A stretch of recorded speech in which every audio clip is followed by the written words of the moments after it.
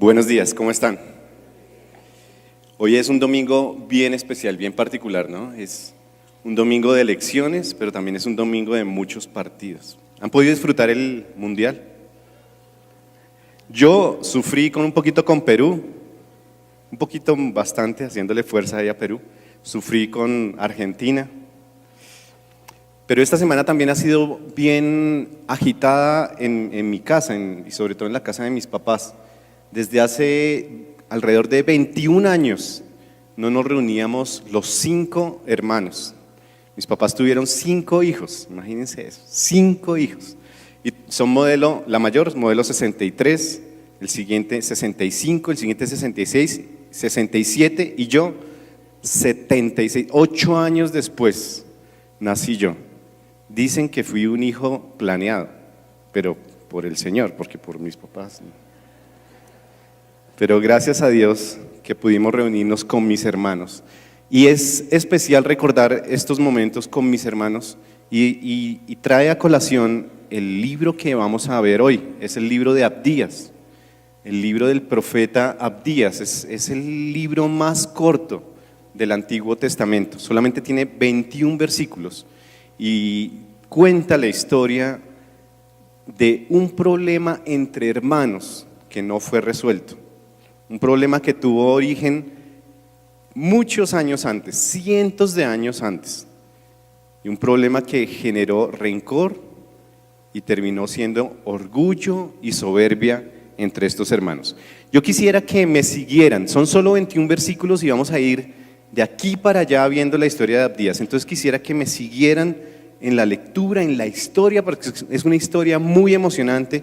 Tenemos que ir a hacer recuento de sucesos que sucedieron muchos años antes y quisiera que tuvieran sus Biblias abiertas ahí en el libro del profeta Abdías o sus aplicaciones encendidas en estos 21 versículos. ¿Alguien necesitaba una Biblia que pueda necesitarla ahí? Los anfitriones pueden proveerla, por favor, gracias.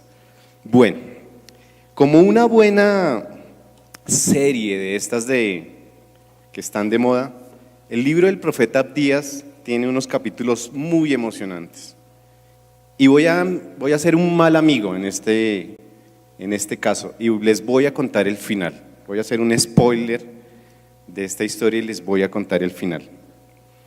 El mensaje final de esta historia está en el versículo 15. ¿Lo tienen ahí? Bueno, pues el verso 15 de esta historia dice así: porque cercano está el día del Señor contra todas las naciones. Edom, como hiciste, se te hará, sobre tu cabeza recaerá tu merecido. Y se acabó. Ese fue el final de la historia. Esta fue la sentencia que Dios dio a través del profeta Abdías. ¿Para quién? Para el pueblo de Edom. ¿Y quién es este pueblo? ¿Qué es este pueblo de Edom? ¿De dónde surgió? ¿Dónde queda? ¿A quién está dirigido este mensaje específico del profeta Abdías? Pues bueno, vamos a hacer un recuento y vamos a ver quién es Edom. Ustedes recuerdan que Isaac tuvo 2 hijos. ¿Recuerdan los nombres del primero? Esaú. Y seguidamente ahí, agarrado del talón, nació Jacob. Su mamá desde el vientre sentía que estos 2 muchachitos ya venían luchando. Y dice la Biblia por allá en Génesis 25 que Rebeca le preguntó a Dios que cómo era eso, que por qué estos 2 niños estaban luchando desde el vientre. Y Dios le respondió así: 2 naciones hay en tu seno, 2 pueblos que se dividen desde tus entrañas. Uno será más fuerte que el otro y el mayor servirá al menor. Eso le respondió Dios a Rebeca acerca de Esaú y de Jacob cuando todavía estaban en su pancita. Pues la historia tiene capítulos conocidos. Cuando crecieron estos 2 muchachos, ¿recuerdan qué pasó con el plato de lentejas? Pues Esaú le cedió, le cambió los derechos de la primogenitura a Jacob por este plato de lentejas. Y después Jacob se aprovechó de que Esaú estaba por ahí cazando, se disfrazó de él por tener el vello y porque su padre ya no lo reconocía, y le robó la bendición de esa primogenitura. La bendición de su padre Isaac, Jacob se la quitó a Esaú. Este asunto se empezó a complicar. Esaú prometió que apenas su padre muriera iba a matar a su hermano, y comenzó la persecución. Y muchos años de esta historia tuvieron episodios así.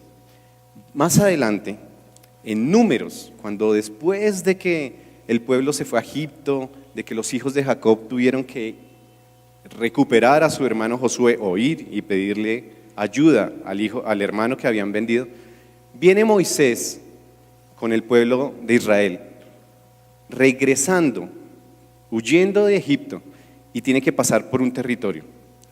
Este territorio era Edom, y un mensajero de Moisés le pregunta al rey de Edom, de esta tierra, le dice que si podían atravesar los caminos para ir a su destino, a la tierra de Canaán.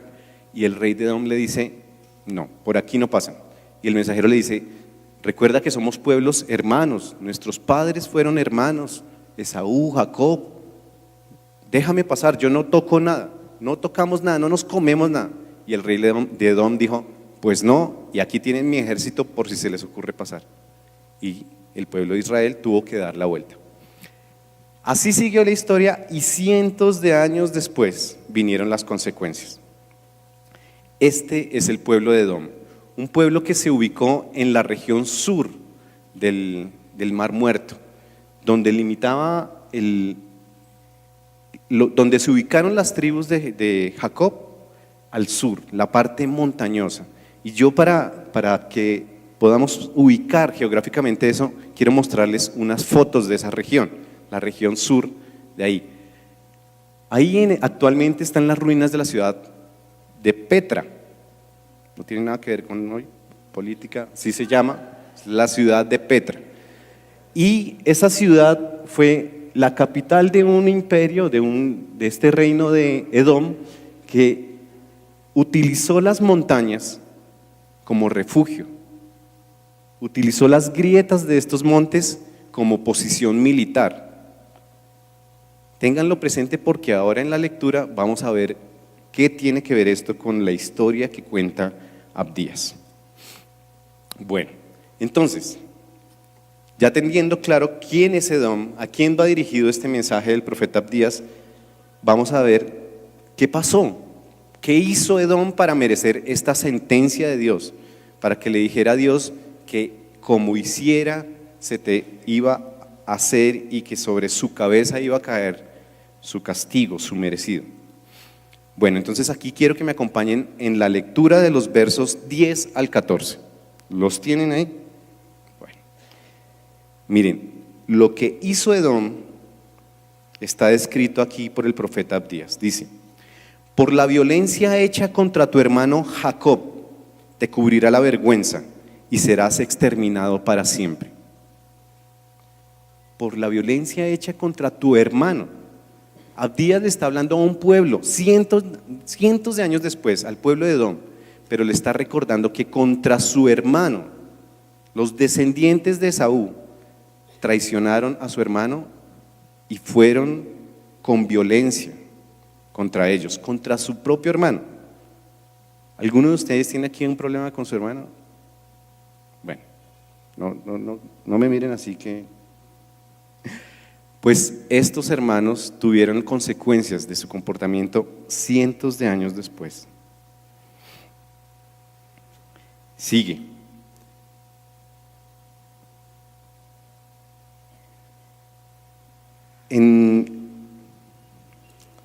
Se me cambió aquí la…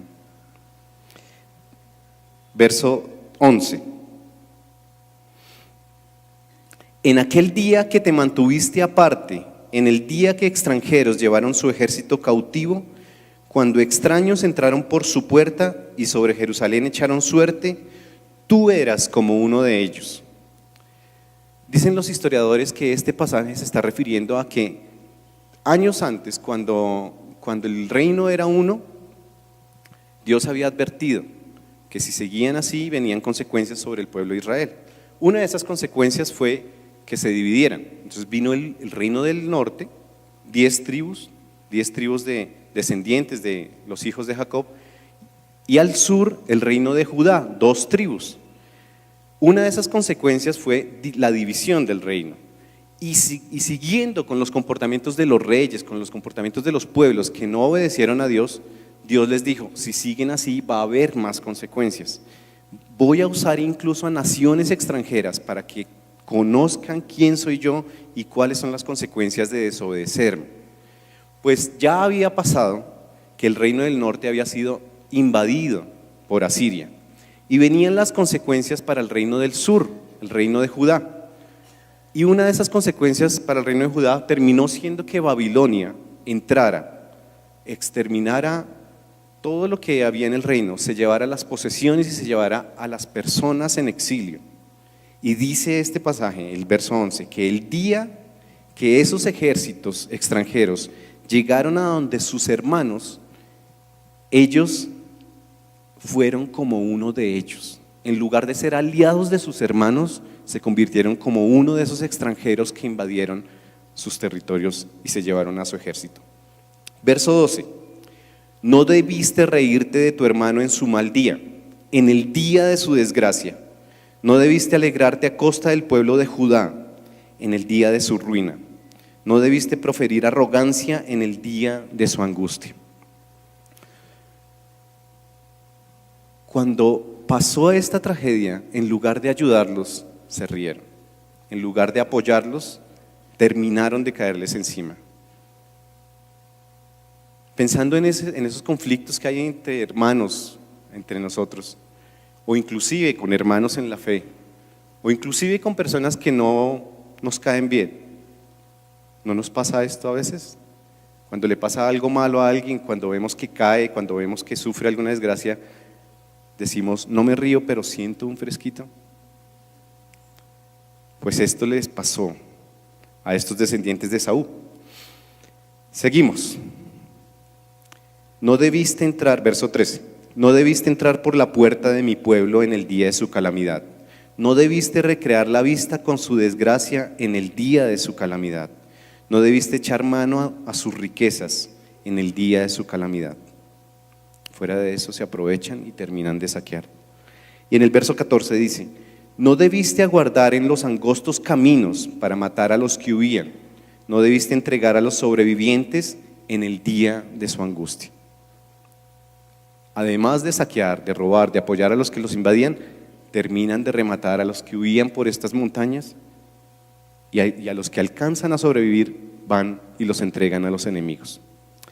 Pues esto fue lo que hizo Edom. Esto fue lo que causó que Dios dijera la sentencia que dijo: sobre tu cabeza recaerá tu merecido. Pero ¿cuál fue la causa? ¿Qué se creía Edom? ¿Por qué se le subió este comportamiento a la cabeza? Esto también lo dice el libro de Abdías. Vamos a volver atrás al verso 3 de Abdías. Y dice así: tu carácter soberbio te ha engañado, como habitas en las hendiduras de los desfiladeros, en la altura de tu morada te dices a ti mismo: ¿quién podrá arrojarme a tierra? ¿Recuerdan esas fotos? ¿Recuerdan esas grietas? Uno puede ver las imágenes actuales y hay pasajes donde solamente un cañón hay para pasar por ahí. Pues ellos, el pueblo de Edom, aprovechaba esas posiciones y derrotaba a cualquier enemigo que pretendiera pasar por ahí o que pretendiera atacarlos, porque desde arriba fácilmente podía defenderse. Pues este comportamiento, dice, o esta posición se le subió a la cabeza al pueblo de Edom, y Dios a través del profeta Abdías dice: tu carácter soberbio te ha engañado. Tu posición de privilegio, tu posición casi que inexpugnable te ha hecho creer que eres indestructible. Y aquí podemos pensar, ¿qué será lo que causa soberbia y orgullo en nuestro corazón? ¿Será alguna posición de privilegio? ¿Será alguna posesión? ¿Será algún privilegio que tenemos? ¿Será que un nombramiento, una ideología, como hemos visto en estos días, causa que despreciemos al otro, que ataquemos al otro, que nos creamos indestructibles?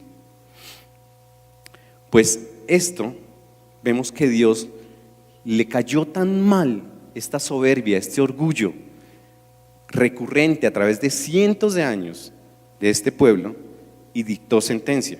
Y es que a Dios le cae muy mal el orgullo.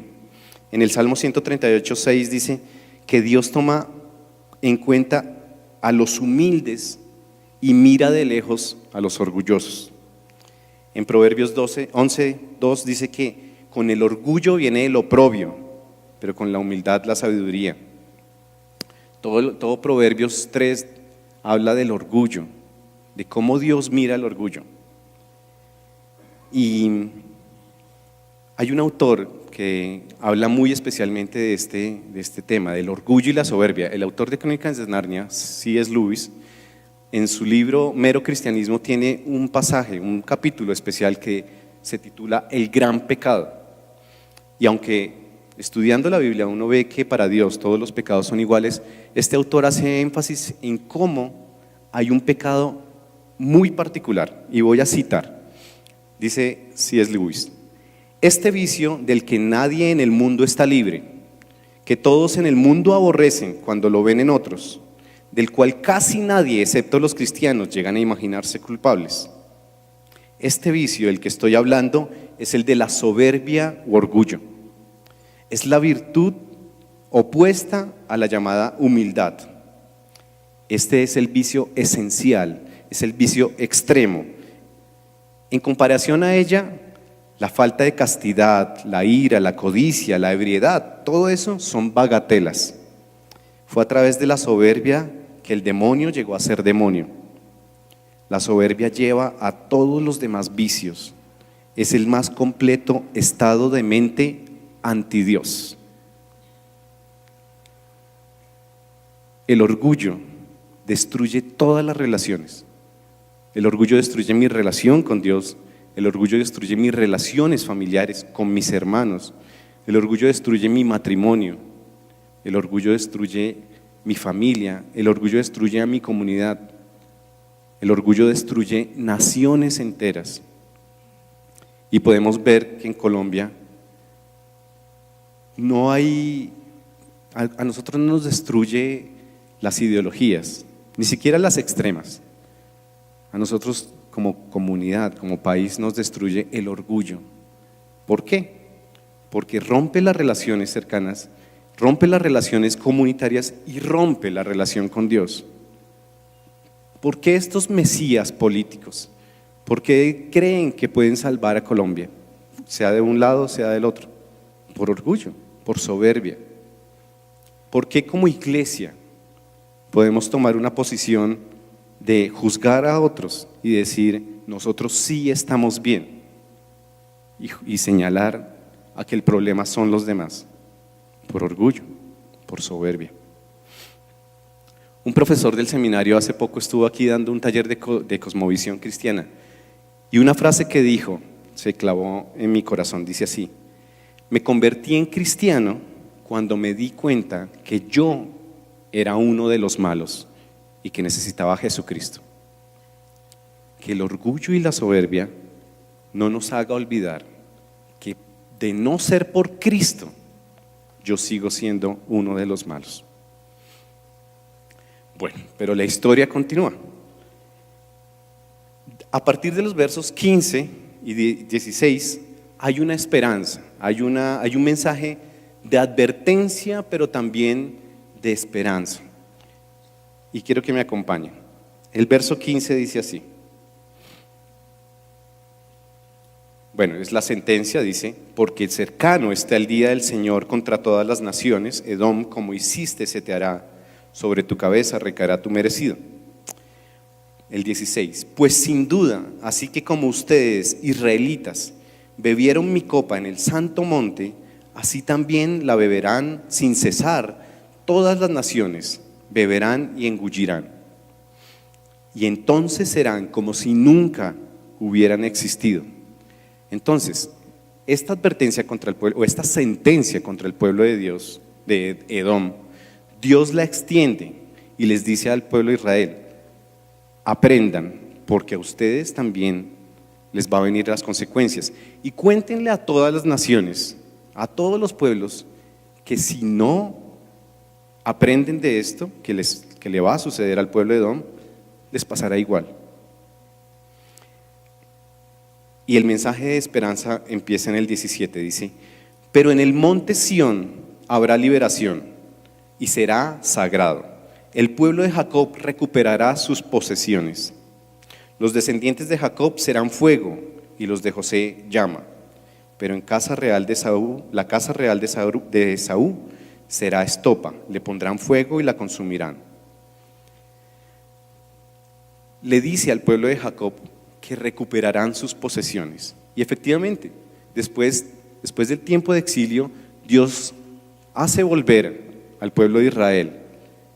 Comienza la reconstrucción del muro, del templo, vuelven a la escritura y se reconcilian con Dios.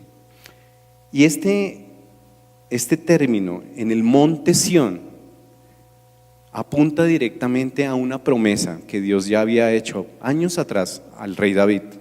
Al rey David le dijo que su reino iba a establecerse permanente y eternamente, que a través de la casa de David, a través de la tribu de Judá, Dios iba a establecer su reino. Y por eso el monte Sión muestra a Jerusalén como la casa de David. Y uno dice: pero ¿cómo así que eternamente? Luego el reinado de David duró para siempre. No materialmente, pero en Jesús, descendiente de David, sí lo cumplió. Y en Jesús cumplió la promesa de establecer el reino a través de la casa de Judá.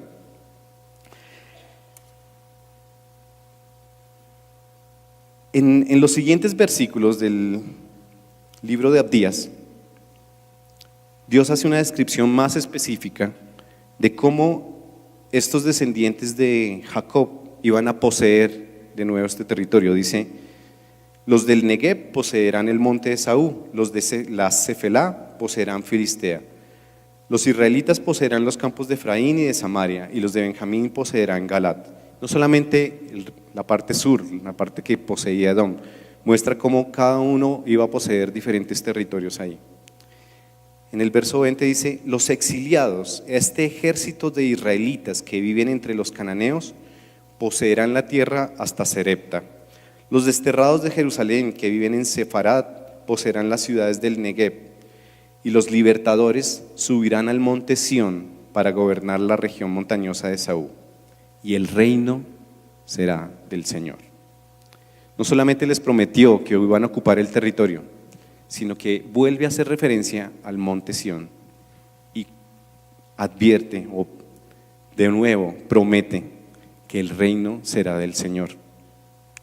Aquí acaba el profeta Abdías y el mensaje es: ¿qué podemos aprender de la actitud soberbia y orgullosa de los hijos de Esaú, del pueblo de Edom?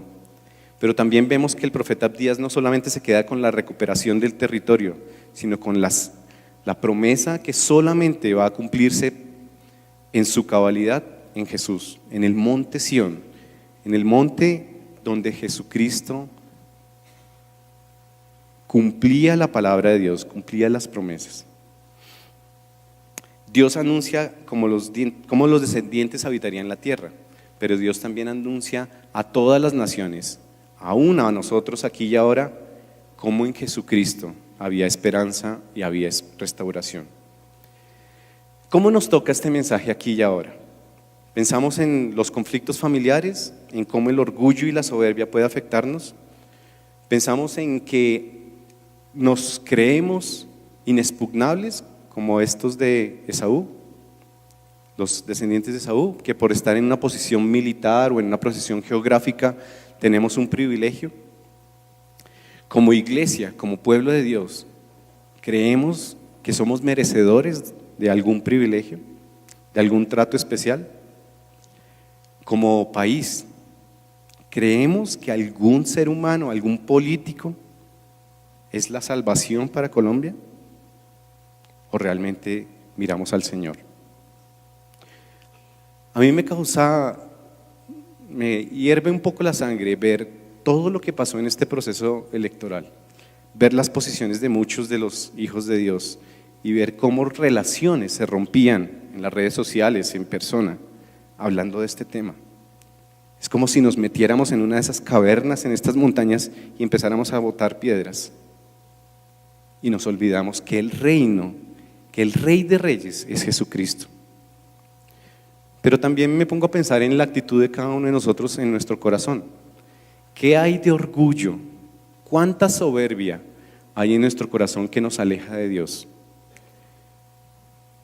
Creemos que porque el Señor nos ha llamado hijos, entonces no lo necesitamos más. Creemos que nuestro trato con las personas que no lo conocen no debería demostrar que nosotros éramos pecadores y que nosotros éramos uno de los malos. Pues que este mensaje de Abdías nos ayude a vencer nuestro orgullo y nuestra soberbia. Que este mensaje de Abdías nos traiga una advertencia, que si nuestro corazón orgulloso y soberbio pone una distancia con los demás, también puede traer una distancia infranqueable con Dios. Que nuestra actitud sea como Cristo Jesús. Pablo dice en Filipenses que nuestra actitud debería ser como la de Jesús, quien siendo Dios se despojó de sí mismo y se humilló siendo un hombre. Y por amor entregó todo de sí, hasta la última gota de sangre. Podía pelear, podía decir, ¿quién soy yo? Pero no lo hizo. Y dice Pablo también en Filipenses que Dios exaltó hasta lo sumo, le otorgó el nombre que está sobre todo nombre, para que toda rodilla, para que todas las naciones se postren ante Él, le adoren y confiesen que Jesucristo es el Señor. Que nuestro corazón no se llene de orgullo y de soberbia, que nuestro corazón manifieste que Él nos da una nueva esperanza, nos da restauración. Oramos. Padre, gracias por tu palabra, gracias porque este mensaje del profeta Abdías es tan fuerte, pero también está lleno de esperanza, Señor. Es tan fuerte que terminó en la extinción de este pueblo de Edom, pero también muestra tu misericordia con el pueblo a quien tú le habías prometido que ibas a usar para traer tu reino aquí a la tierra a través de Jesús.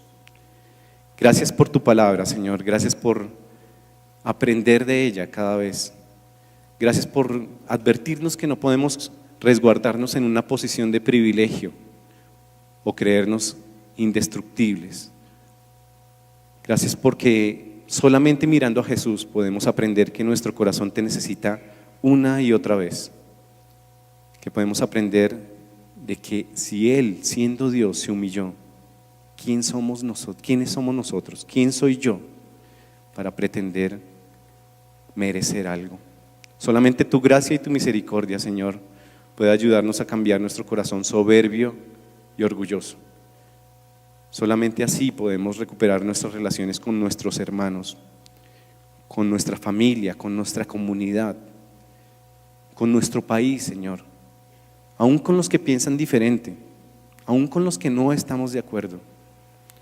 Señor, te necesitamos personalmente, como iglesia y como país. Gracias por tu palabra, Señor, y que tu nombre sea exaltado, que el Rey de Reyes y Señor de Señores gobierne para siempre, como tú prometiste a tu Hijo David. Gracias, Señor. Amén.